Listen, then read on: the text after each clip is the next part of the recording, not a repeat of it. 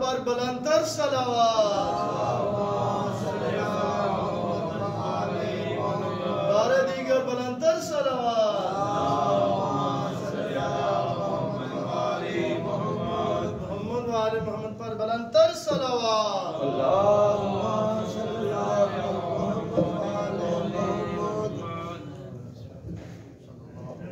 محمد و آل محمد صلی اللہ علیہ وسلم.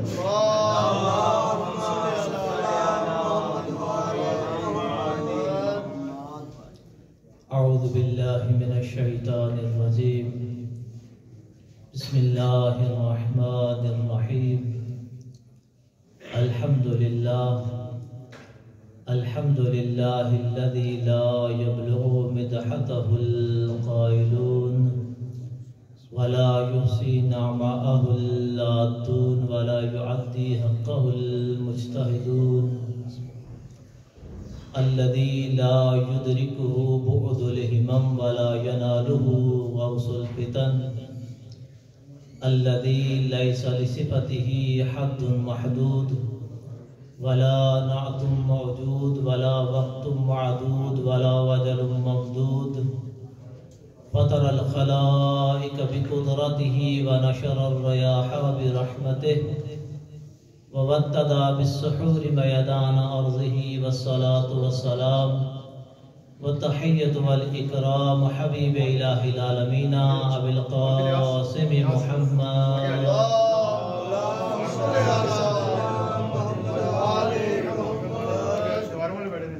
وعلى آله الطيبين الطاهرين المعصومين. قال الله الحكيم في كتابه المجيد. بسم الله الرحمن الرحيم. إنا أعطيناك الكوثر فصل لربك وانحر إن شانئك هو الأبتر. درود پڑھیے گا بابا. اللهم صل على قال رسول الله صلى الله عليه وآله وسلم إن الحسين مصباح الهدى وسفينة النجاة. بآواز بلند درود پاک پڑھیے.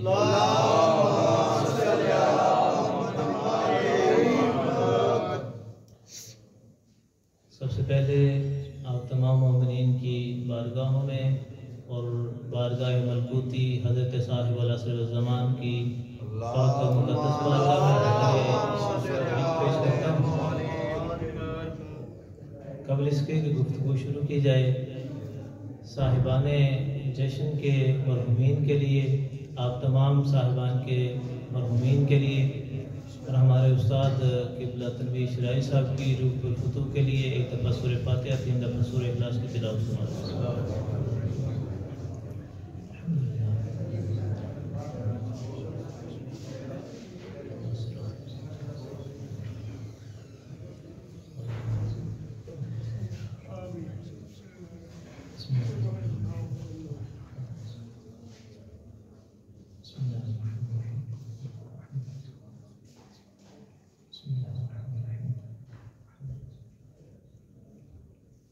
اور محمد و آل محمد صلی اللہ علیہ وسلم.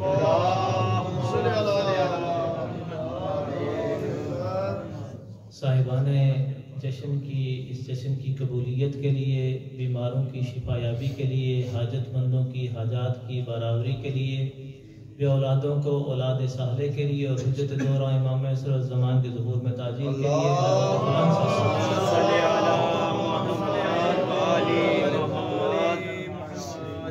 مجھے یہاں پہلی دفعہ آپ سے شرف زیارت بھی ہو رہا ہے اور شرف گفتگو بھی نصیب ہوا. کوشش یہی ہوگی کہ گفتگو زیادہ طولانی نہ ہو، پر جتنی گفتگو ہوگی آپ وہ توجہ کے ساتھ سماعت فرمائیں گے.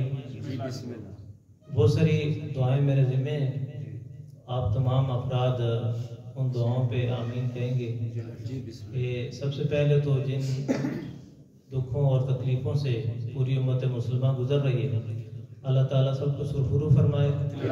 جو بانیان جشن ہیں ان کے گھر سے تکلیفوں کو، پریشانیوں کو دور فرمائے. جو حاجات ہیں اللہ تعالیٰ ان کو پورا فرمائے. بہت ساری دعائیں انہوں نے میرے ذمہ لگائی وہ خدا علیم بذات صدور ہے، ان کی تمام دعاؤں کو مستجاب فرمائے، آپ تمام مومنین کی دعاؤں کو مالک مستجاب فرمائے، اور سب سے عظیم اور سب سے بڑی دعا کہ خدا حجت دورہ امام عصر الزمان کے ظہور میں تاجیل فرمائے۔ میرے عزیز نے جب مجھے کال کی تو یہ کہا کہ تھوڑا آپ امر بالمعروف کر دیجئے گا۔ میرا کوئی بھی پروگرام، وہ جشن ہو یا مجلس ہو، مجلس کے خصوصاً 3 حصے ہوتے ہیں۔ ایک حصہ بڑی توجہ فرمائیے گا، پہلا حصہ کہ میرا حسین کیا چاہتا ہے۔ حسین نے جب سفر شروع کیا نا کربلا کے لیے، تو حسین نے کہا کہ میں امر بالمعروف کرنا چاہتا ہوں، نہی عن المنکر کرنا چاہتا ہوں۔ میں حسین یہ چاہتا ہوں اپنے جد رسول اللہ کی امت کی اصلاح کرنا۔ ان کی پہلا حصہ کہ حسین کیا چاہتے ہیں، دوسرا حصہ حسین کا خدا کیا چاہتا ہے۔ خدا یہ چاہتا ہے کہ حسین اور حسین کے اس خانوادے کے فضائل پڑھے جائیں، ان کا ذکر کیا جائے، اور تیسرا حصہ یہ ہوتا ہے کہ حسین کی ماں کیا چاہتی ہے۔ حسین کی ماں یہ چاہتی ہے کہ میرے بیٹے کے مصائب کو پڑھا جائے اور لوگ گریہ کریں۔ آج چونکہ جشن کا ماحول ہے تو 2 حصے، ایک امر بالمعروف، کیونکہ میرا حسین یہ چاہتا ہے کہ امر بالمعروف کیا جائے۔ تو اسی کے ذہن میں ایک چھوٹا سا واقعہ سنا کے پھر انشاءاللہ جشن پہ گفتگو کریں گے۔ کسی جگہ مکہ میں ایک بدمعاش ٹائپ آدمی تھا، اس نے یہ کام کیا کہ میں آپ سے تقاضا نہیں کروں گا کوئی نعرے لگائے، نعروں کی ضرورت نہیں، اگر کہیں لگانا ہوا تو اپنی مرضی سے لگا لیں، لیکن توجہ شرط ہے۔ اس نے ایک خاتون کو پکڑ لیا، بھرے مجمع میں خاتون کو پکڑا، اس کے خلق پہ خنجر رکھ لیا۔ اب جتنے بھی افراد وہاں تشریف فرما تھے وہ یہ منظر دیکھ رہے ہیں، کسی کے اندر جرأت نہیں ہے کہ وہ اس بدمعاش کو منع کر سکے، روک سکے۔ اب وہ اس کے گلے پہ خنجر رکھے ہوئے وہاں کھڑا ہے۔ تھوڑی دیر گزری، کسی کے اندر جرأت نہیں تھی کہ اسے منع کر سکے۔ اتنی دیر میں ایک بزرگوار کی جن کا نام بشر حافی بھی کہتے ہیں اور بشر حافی بھی کہتے ہیں، وہ وہاں آئے۔ انہوں نے ہاتھوں میں نہ اسلحہ لیا، نہ کوئی ڈنڈا لیا، نہ کوئی چیز لی، بس اس کے قریب جا کے اس کے کان میں کوئی ایسی بات کی، اس کے ہاتھ سے خنجر گرا اور وہ زمین پہ گر گیا، بے ہوش ہو گیا۔ اب لوگ پریشان ہوئے کہ آخر کون سی بات بشر حافی نے اس کے کان میں کی، یہ بے ہوش ہو گیا۔ تو مجھے فرما رہے کہ میرا حسین کیا چاہتا ہے۔ اب جب بے ہوش ہوا، بندے وہاں جمع تھے، کچھ وقت دیکھا، پھر جب اسے ہوش آیا، چلنے لگا، تو بندوں نے سوال کیا کہ آخر یہ بشر حافی نے تمہارے کان میں کیا کہا کہ تم زمین پہ گر گئے؟ تم بدنام زمانہ بدمعاش ہو، تم کسی کی بات بھی سنتے ہو، تم کسی کا لحاظ نہیں کرتے ہو، آیا اس نے کون سے ایسا فلسفہ تمہارے کان میں بیان کیا کہ تمہاری یہ حالت ہو گئی؟ وہ کہتے ہیں کہ بشر حافی نے میرے کان میں آ کے کہا کہ تم نے جو اس عورت کے گلے پہ خنجر رکھا، تم اس کے ساتھ غلط رویہ اختیار کرنا چاہتے ہو، لیکن یہ یاد رکھنا کہ تمہارا خدا تمہیں دیکھ رہا ہے۔ کہتا ہے اس کے یہ الفاظ میرے کانوں سے دل میں اتر گئے اور میرے دل میں یہ احساس پیدا ہوا کہ اے نادان، تمہارا خدا دیکھ رہا ہے اور تو یہ گناہ کر رہا ہے۔ سوچنے کی بات یہ ہے کہ اس کے ہاتھ سے خنجر گرا، وہ اس احساس سے زمین میں گر کے بے ہوش ہو گیا۔ میں آپ دن میں کتنے ایسے کام کرتے ہیں، ہمیں کبھی یہ احساس ہوا کہ میرا خدا مجھے دیکھ رہا ہے؟ اگر یہ احساس ہو جائے، کسی وقت بھی یہ احساس ہو جائے اور 2 آنسو ندامت کے میری آنکھوں سے نکل آئے، یقین کریں میرے یہ پوری زندگی گناہ دھونے کے لیے وہ 2 آنسو کافی ہے۔ ساری راتوں کو اٹھ کے نماز شب میں کھڑے ہو کے گڑ گڑانے سے معافی ملے نہ ملے، اگر خدا کی یاد آ جائے، ایک آنسو آپ کی آنکھوں سے رواں ہو جائے، آپ کی بخشش کے لیے کافی ہے۔ آیا ہمارے اندر بھی یہ احساس پیدا ہوا کبھی کہ اگر میرے ہاتھ کسی بھائی کا، کسی عزیز کا مال لگ رہا ہے، میں اس سے ہاتھ روک لوں کہ میرا خدا مجھے دیکھ رہا ہے؟ اگر میں تنہائی میں کوئی گناہ کرنا چاہتا ہوں، سب سے بڑا گناہ کا مورد یہ ہمارا موبائل ہے. رات میں سوتے ہوئے اپنے بستر کے اندر میں اس پہ جو چاہے دیکھ سکتا ہوں. ایک کلک کی دوری پہ ساری چیزیں ہیں. میں جو چاہے دیکھ سکتا ہوں. آیا کبھی احساس پیدا ہوا کہ میرا خدا مجھے دیکھ رہا ہے؟ ہاں، یا میں اگر الفاظ بدلوں تو کبھی یہ احساس ہوا کہ حسین کا خدا مجھے دیکھ رہا ہے. وہ حسین جو گناہ کو پسند نہیں کرتا، وہ حسین جو امر بالمعروف کے لیے آیا، وہ حسین جو نانا کی امت کی اصلاح کے لیے آیا. کبھی میں سوچوں کہ میں حسین کی مجلس میں رونے والا ہوں، حسین کے مصائب پہ رونے والا ہوں، اور میرا کردار ایسا ہو کہ میرے کردار پہ حسین کو رونا آئے، میرے گفتار پہ حسین کو رونا آئے. اگر میرے کردار پہ حسین کو رونا آئے، معصوم تو یہ کہتے ہیں کہ ہمارے لیے باعث زینت بنو، باعث نموار نہ بنو. کہ اگر کسی مقام پہ ہمارا شیعہ ہمارے ماننے والا ہو تو کہیں جی یہ نماز پڑھنے والا ہے، یہ شب زندہ دار ہے، یہ روزہ رکھنے والا ہے، یہ حج کرنے والا ہے، یہ عمرہ کرنے والا ہے، یہ زکوٰۃ و خمس ادا کرنے والا ہے. اگر اس میں کوئی برائی ہے تو یہ کہ یہ حسین کا شیعہ ہے. کہا کہ اگر اس لفظ کے ساتھ کوئی تمہیں یاد کرے کہ برائی فقط یہ ہے کہ علی کا شیعہ ہے، برائی یہ ہے کہ حسین کرنے والا ہے، تو ہم بڑھ کے تمہیں سینے کے ساتھ لگانے والے، یہی برائی تو ہمارے نزدیک اچھائی ہے.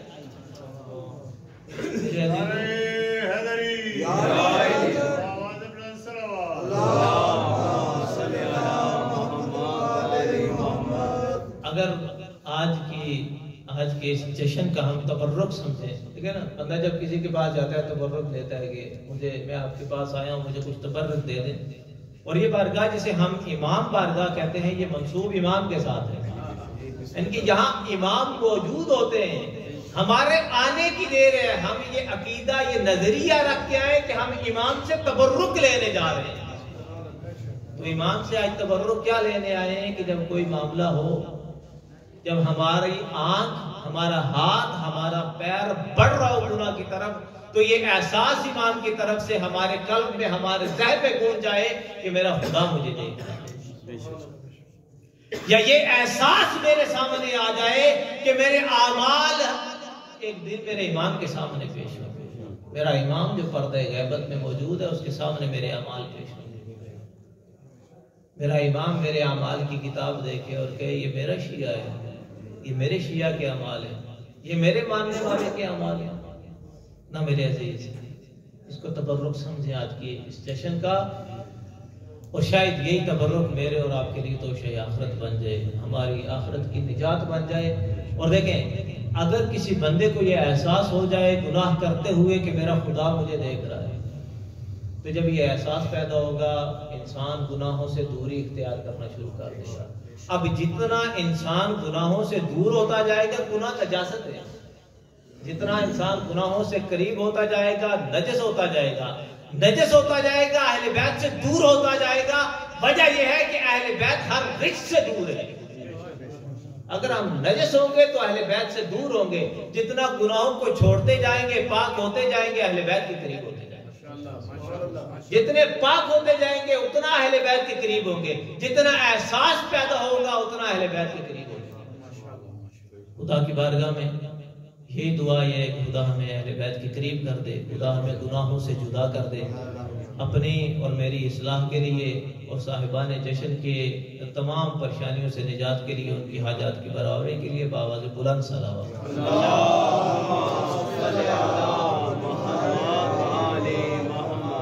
آج یہ جو جشن کا سما ہے، جو جشن کا انعقاد کیا گیا، اس ہستی کا جشن ہے، اس ہستی کے بیٹے کا جشن ہے جو حسین کا بھی امام ہے. یا میں اگر جملے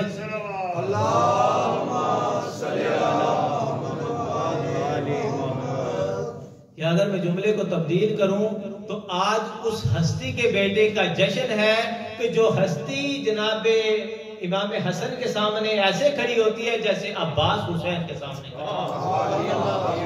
وہ ایسا ادب سکھاتے ہیں. دیکھیں ادب دیکھیں کہ پیغمبر کی گود میں علی آئے ہیں. اب پیغمبر کہتے ہیں علی کیا سناؤ گے؟ کہا کہیں تو تورات سنا دوں، کہیں زبور سنا دوں، کہیں انجیل سنا دوں، کہیں تو قرآن سنا دوں۔ جب پیغمبر نے سنانے کا پوچھا تو علی نے سنایا۔ ساری زندگی میں کوئی مثال نہیں قائم کر سکتا کہ پیغمبر نے کبھی کوئی گفتگو کی ہو۔ اب جو پیدا ہوتے ہوئے بچہ 3 دن کا بچہ ہے، وہ زبور بھی، تورات بھی، انجیل بھی، قرآن بھی سنا رہا ہے۔ کوئی مثال قائم نہیں کر سکتا کہ پیغمبر کلام کر رہے ہو تو علی نے ٹوکا ہو۔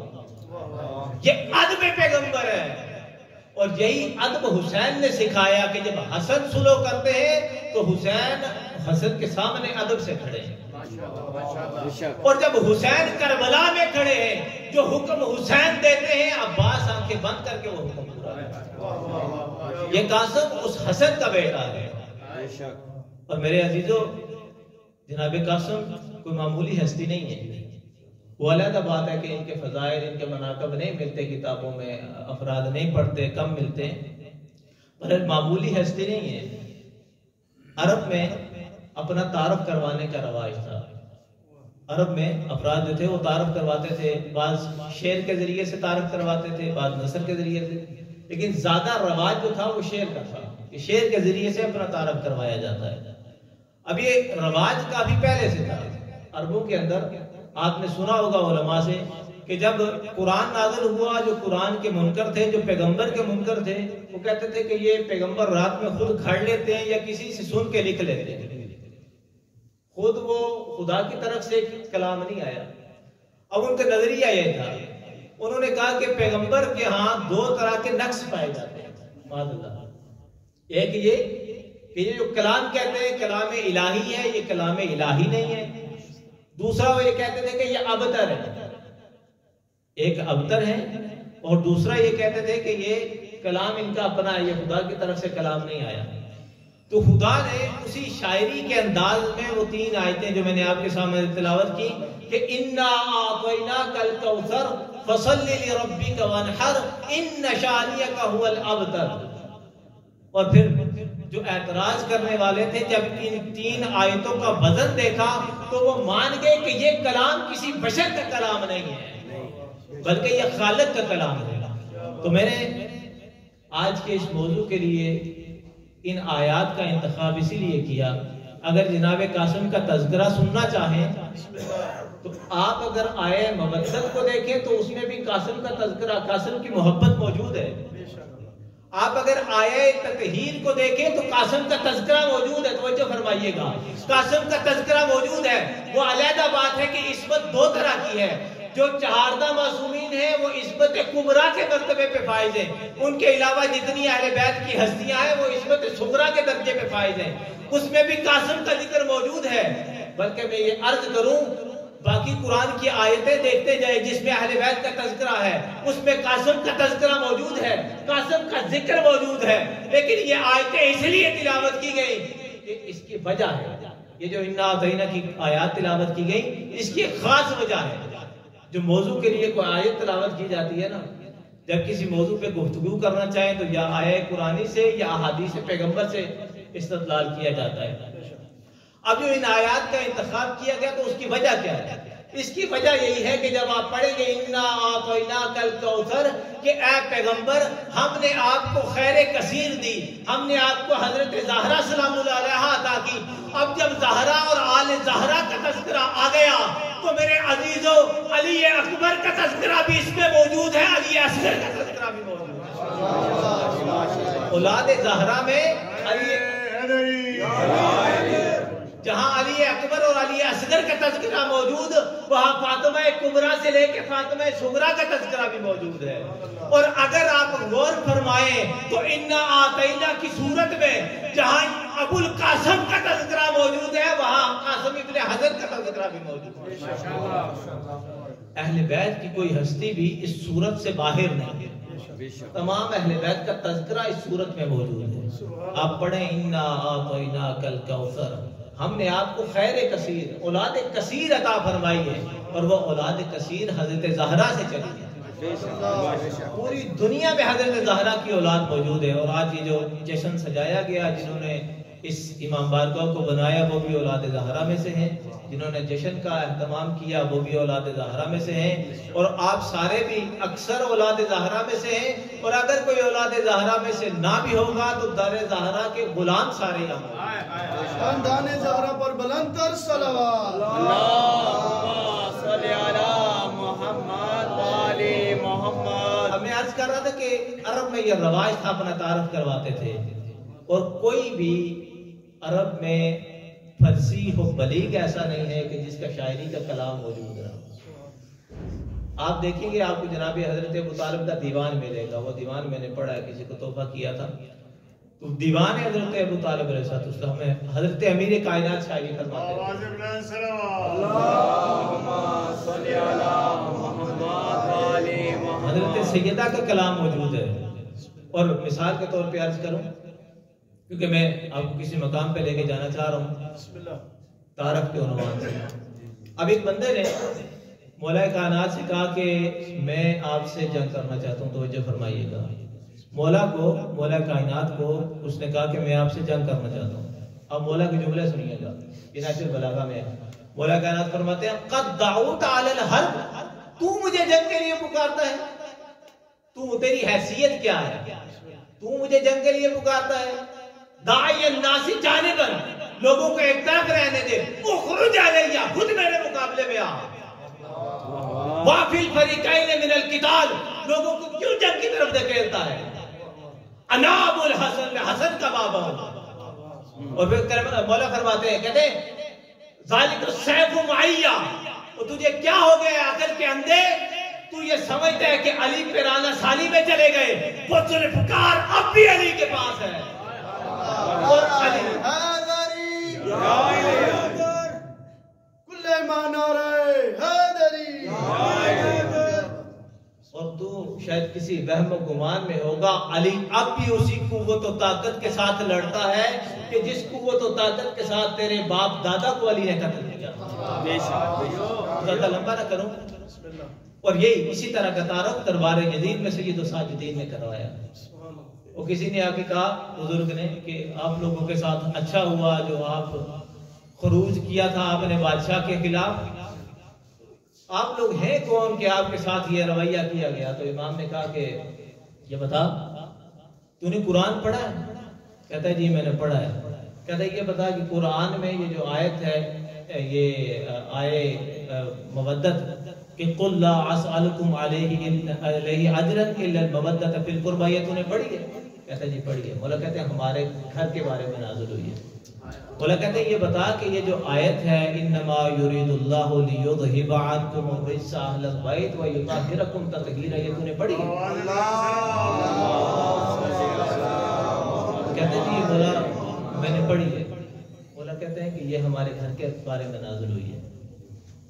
جب اسے تجسس ہوا نا، اور بھی آیات مولا نے پڑھی، جب تجسس ہوا نا کہتا ہے کہ آپ مجھے اپنا تعارف کروائیں، تو مولا نے اپنا تعارف کروایا، انا ابن مکہ و منا، میں مکہ و منا، میں صاحب مکہ و منا ہوں، انا ابن زمزم و صفا، میں صفا اور مروہ کا صاحب ہوں۔ اگر میں ترجمہ کروں اس کا سادے الفاظ میں تو مولا نے کہا کہ میں وہ ہوں کہ جسے مکہ پہچانتا ہے، میں وہ ہوں جس کی قدموں کی آہٹ سے مقام منا اور مقام صفا و مروہ آشنا ہے۔ مولا نے بڑا لمبا اپنا تعارف کروایا۔ ان کے میں مثال یہ دے رہا ہوں کہ مولا کائنات نے اپنا تعارف کروایا، یہاں ایک سید الساجدین نے اپنا تعارف کروایا۔ مولا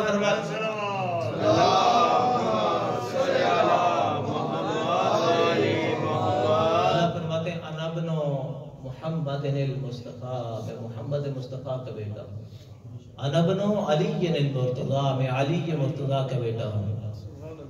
تم کیا سمجھتے ہو کہ ہمارے خاندان کا تعارف کیا ہے؟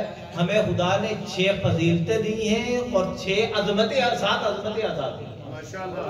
اس روح زمین میں ہمارے خاندان جیسا کسی کا خاندان نہیں ہے، ہمارے فضائل جیسے کسی کے فضائل نہیں ہیں، ہمارے مراتب جیسے کسی کے مراتب نہیں ہیں۔ یہ مولا نے اپنا تعارف کروایا ہے۔ اور اب آ جائیں جس ہستی کی ولادت کی مناسبت سے ہم جمع ہوئے، وہ ہستی کیا تعارف کرواتی ہے؟ جناب قاسم علیہ السلام جب کربلا میں وارد ہوتے ہیں نا، جنگ کے لیے جاتے ہیں، لوگوں نے تو مصائب سنے ہیں نا، آج ان کا تذکرہ ان کی زبان سے سنیں. تو جناب قاسم کہتے ہیں کلام اتنا زبردست ہے کہ اگر جناب قاسم کے ان 4 جملوں کی شرح کی جائے تو کتنی مجالس کتنے جشن پڑے جا سکتے ہیں. اور توجہ فرمائیے کہ جناب قاسم کہتے ہیں ان تنکرونی فانا فرع الحسن. کیا تجھے پتا نہیں ہے تم اس بات کا انکار کر سکتے ہو کہ میں حسن کا بیٹا نہیں ہوں؟ یہ عام جملہ نہیں ہے. کہتے ہیں کہ کیا تم اس بات کا انکار کر سکتے ہو کہ میں حسن کا بیٹا نہیں ہوں؟ کہنا کیا چاہتے ہیں جناب قاسم؟ یہ کہنا چاہتے ہیں کہ کربلا کو دیکھو. کربلا میں آپ دیکھتے ہیں کہ پیغمبر کی شبیہ جناب شہزادہ علی اکبر موجود ہے. کربلا میں مولا کائنات کی شبیہ جناب عباس موجود ہے. جناب سیدہ کی شبیہ حضرت زہرا کی شبیہ جناب زینب عالیہ سلام اللہ علیہا.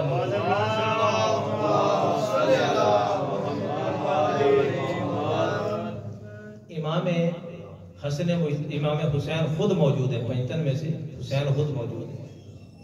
اور جناب قاسم شبیہ جناب حضرت امام حسن ہے. اب دیکھیے گا جو تعارف کروا رہے ہیں کہتے ہیں کہ فَنْتَنْ قُرُونِي فَأَنَا فَرْعِ الْحَسَن. کیا تم اس بات کا انکار کر سکتے ہو کہ میں حسن کا بیٹا نہیں ہوں؟ اب وہ اپنا تعارف کروا رہے ہیں. تعارف کرواتے ہوئے کہتے ہیں کیا تم انکار کر سکتے ہو کہ میں حسن کا بیٹا نہیں ہوں؟ جب کہا کہ نہیں انکار کر سکتے, کہا کہ حسن پتہ ہے کون ہے؟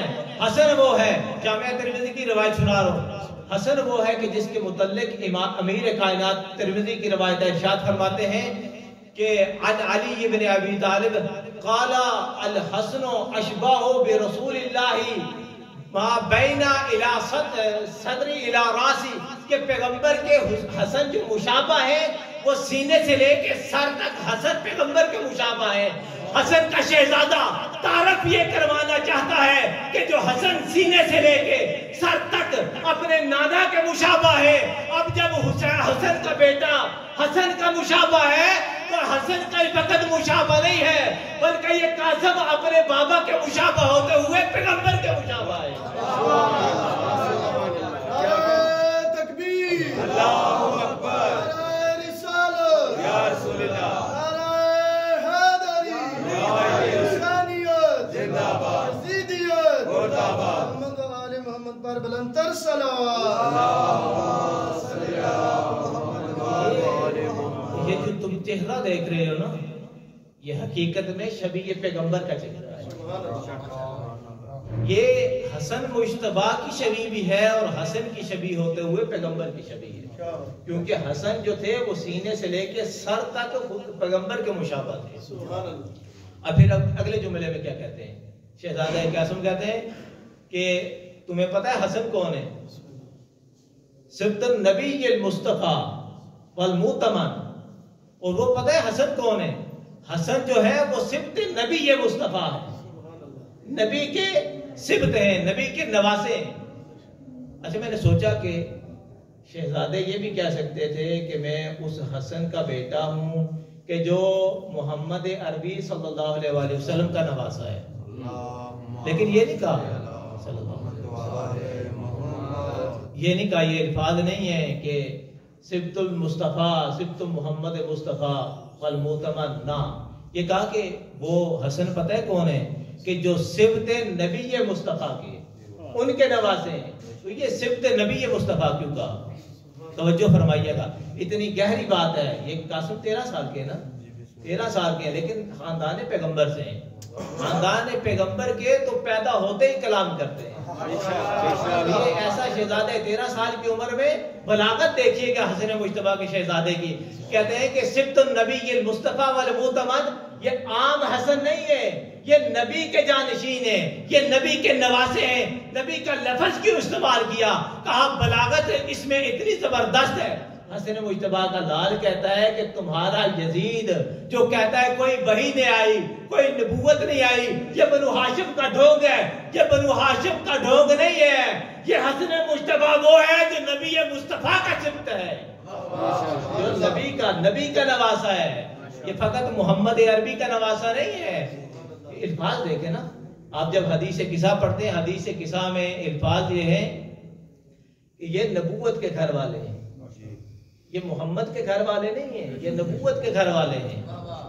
یہ امامت کی کانیں، یہ نبوت کے گھر والے، رسالت کی کانیں، بے شک بے شک. یہ ان ہستیوں کا تعارف ہے. درود پڑے گا بابا.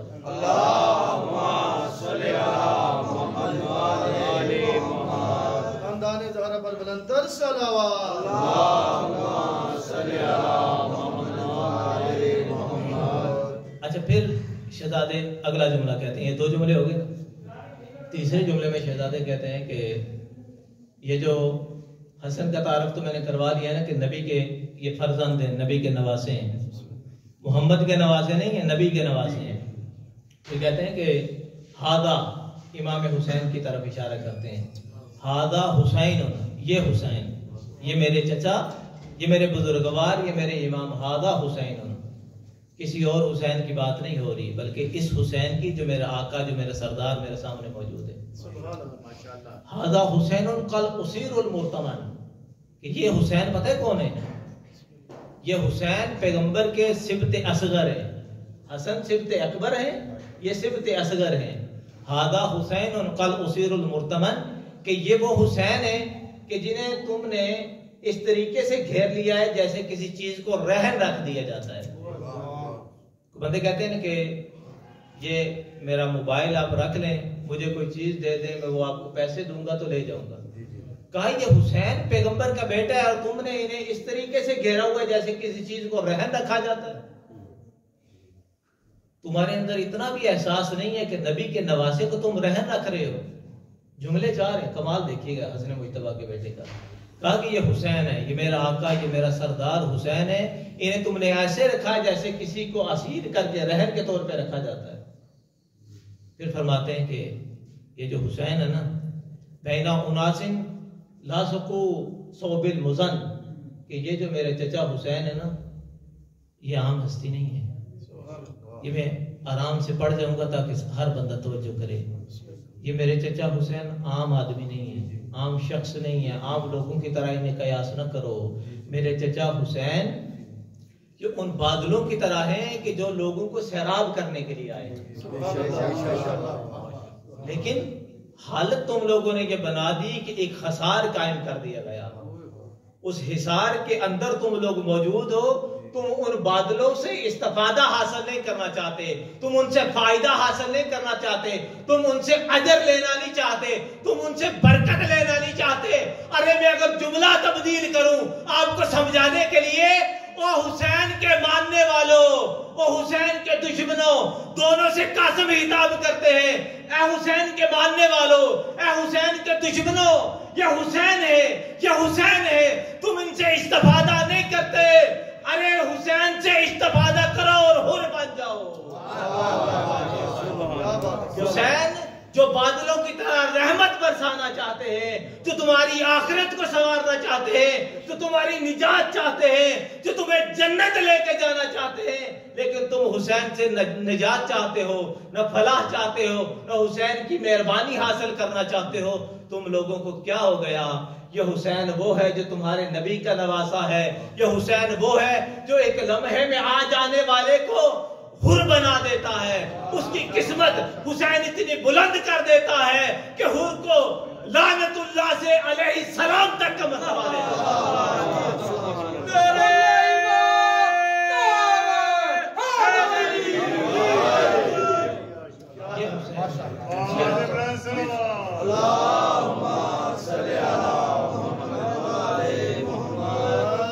کیا ہو گیا ہے کہ حسین تو لوگوں کو حر بنانے کے لیے آئے.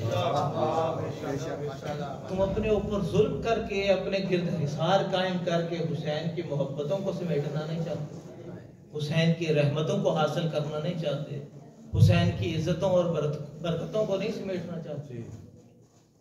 تم یہ نہیں چاہتے کہ حسین ہر بندے کو حر بنا دے.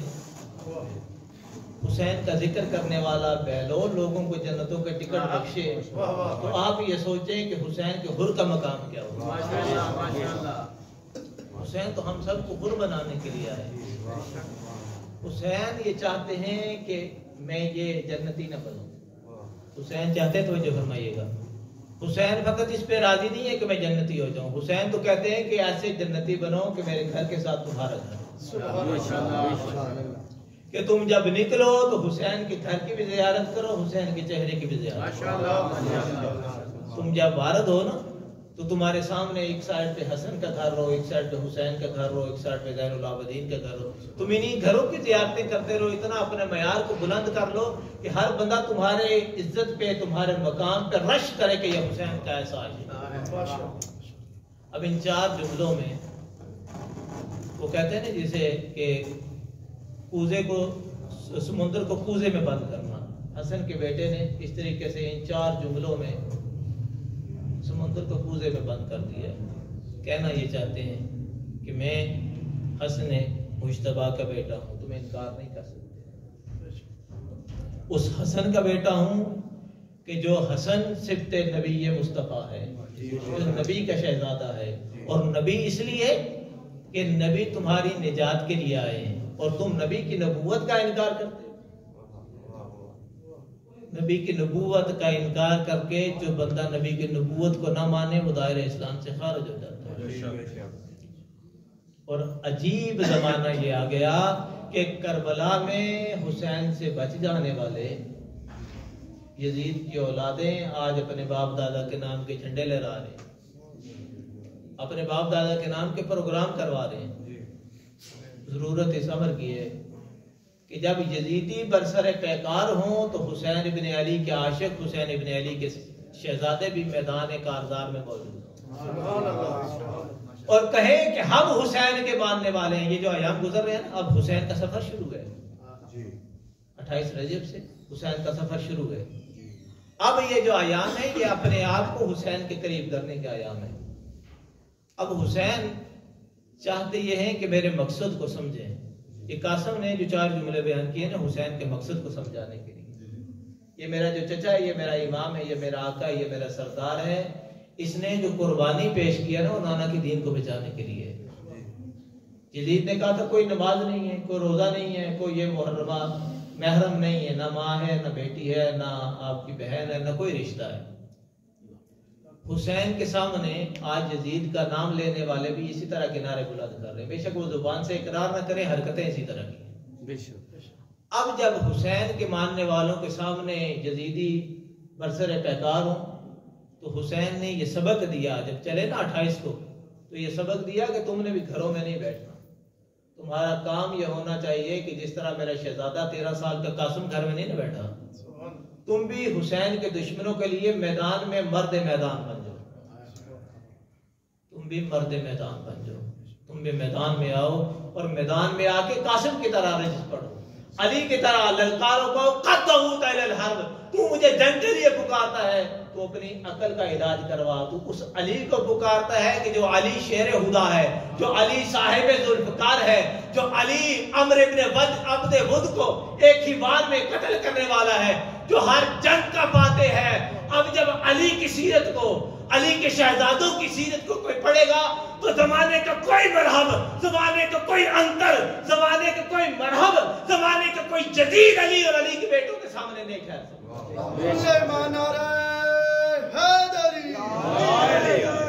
یہ سبق جناب قاسم نے دیا کہ اگر تم چاہتے ہو کہ حسین کے عاشق بنو، ایک قدم تم اپنے مقام سے حسین کی طرف بڑھاؤ گے، حسین تمہیں خور کا مقام عطا کرے گا، حسین تمہیں خور بنا دے گے۔